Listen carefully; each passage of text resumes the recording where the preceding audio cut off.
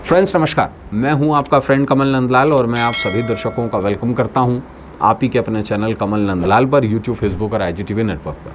Friends, हम आपके लिए लेकर आए हैं स्पेशल सीरीज़ के अंतर्गत सामुद्रिक शास्त्र, यानी कि बॉडी साइन लैंग्वेज, या यूँ मैं कहूँ बॉडी साइन एस्ट्रोलॉजी। शरीर पर कुछ निशान जो ऐसे हैं वो हमें संकेत देते हैं कि भविष्य में क्या होगा, कि व्यक्ति का पास्ट कैसा रहा है, कि व्यक्ति का वर्तमान कैसा है और उसका भविष्य कैसा होगा। इसे कहते हैं बॉडी साइन लैंग्वेज, यानी कि शारीरिक संकेत विज्ञान। और हस्तरेखा भी उसमें से एक है, सामुद्रिक शास्त्र का एक हिस्सा है। और सामुद्रिक शास्त्र की जो रचना वो सामुद्रिक ऋषि ने की थी। और आज का जो हमारा विषय है मित्रों, वो बेहद ख़ास है। हथेली के ये निशान देते हैं सरकारी नौकरी मिलने का संकेत, हथेली के निशान।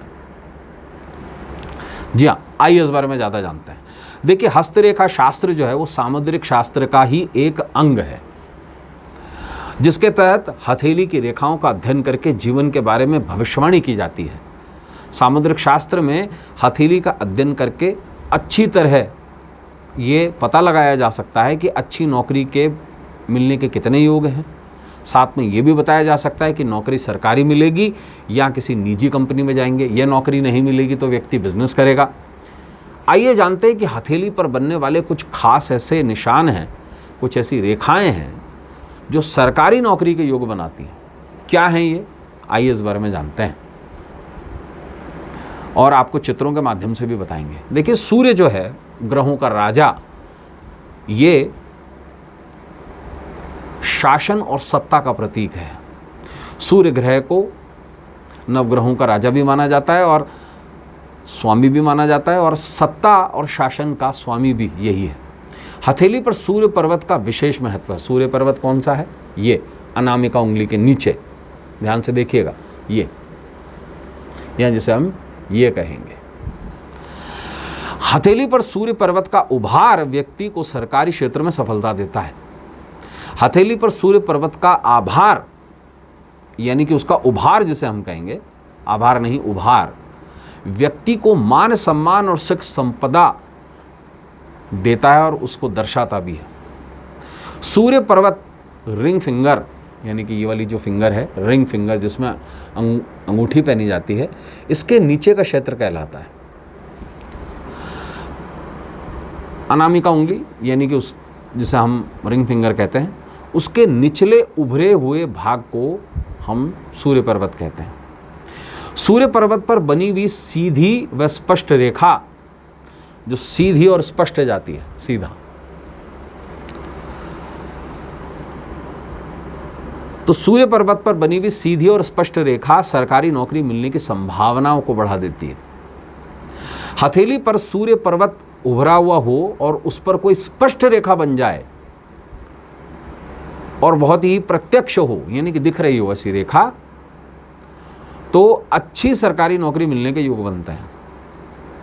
हथेली पर सूर्य पर्वत के उभार के साथ साथ सीधी और स्पष्ट रेखा अधिकारी के रूप में सरकारी नौकरी मिलने के योग दर्शित कराती है। लेकिन उस केस में सूर्य पर्वत बहुत ऊपर होना चाहिए, बहुत ज़्यादा उभरा हुआ होना चाहिए, और रेखा एकदम डीप और स्पष्ट होनी चाहिए, डीप, बिल्कुल एकदम डीप। हथेली पर गुरु पर्वत, गुरु पर्वत कौन सा है? ये जो तर्जनी है हमारी, इसके नीचे का क्षेत्र, जिसको हम पॉइंटिंग फिंगर कहते हैं या इंडेक्स फिंगर कहते हैं। तो हथेली पर गुरु पर्वत का उभार जो है वो शिक्षा और अध्ययन के क्षेत्र में सफलता मिलने के योग बनाता है। हथेली पर उभरे हुए गुरु पर्वत से सूर्य पर्वत पर कोई रेखा सीधी आकर मिल जाए, ये डायरेक्ट, ये यूं,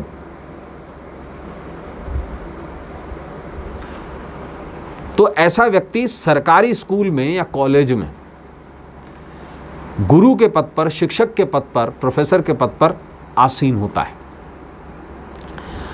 हथेली पर गुरु पर्वत से सूर्य पर्वत पर कोई रेखा सीधी आकर मिले तो ऐसा व्यक्ति सरकारी क्षेत्र में ऊंचा मुकाम भी हासिल करता है।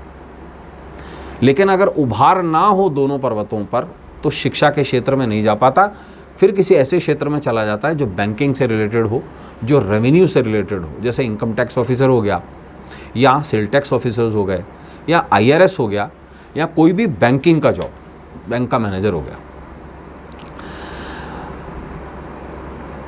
भाग्य रेखा से निकलती हुई रेखा सीधे अगर गुरु पर्वत पर आकर मिले तो ऐसा व्यक्ति उच्च सरकारी अधिकारी के पद पर आसीन होते हैं। और ये लोग कौन से होते हैं? जो फॉरेन सर्विसेज में होते हैं, IFS, इंडियन फॉरेन सर्विसेज, या किसी भी तरीके की फॉरेन सर्विसेज में। भाग्य रेखा से निकली हुई कोई रेखा अगर सूर्य रेखा तक चली जाए तो ऐसा व्यक्ति सरकारी क्षेत्र में बड़ा मुकाम हासिल करता है। जितने भी बड़े प्रिंसिपल सेक्रेटरीज हैं या ऐसे वो लोग हैं जो एडमिनिस्ट्रेटिव जॉब्स में हैं, वो ये होते हैं। तो दोस्तों, हमने जाना कि हमारी हथेली के जो कुछ ऐसे निशान हैं ख़ास, वो सरकारी नौकरी के बड़े ख़ास योग दिखाते हैं। कुछ ऐसे भी योग हैं जो क्लरिकल जॉब्स भी दिखाते हैं, लेकिन उसमें पर्वत जो हैं वो डाउन हो जाएंगे, रेखाएं स्पष्ट नहीं होंगी। सरकारी चपरासी भी होते हैं, सरकारी क्लर्क्स भी होते हैं, सरकारी बाबू भी होते हैं, बड़े बाबू भी होते हैं, कुछ मैनेजर्स भी होते हैं, कुछ कोऑपरेटिव ऑफिसर्स भी होते हैं। लेकिन जितनी ज़्यादा स्पष्ट रेखा होगी, जितना उभार जो है वो गुरु या सूर्य पर्वत लेगा और साथ में मंगल पर्वत लेगा, तो सरकारी नौकरी के योग बनते हैं। तो दोस्तों, आज के लिए बस इतना ही। कल किसी नए विषय को लेकर आपसे फिर मुलाकात होगी। आज के लिए बस इतना ही। इजाज़त दीजिए। नमस्कार। नमः शिवाय।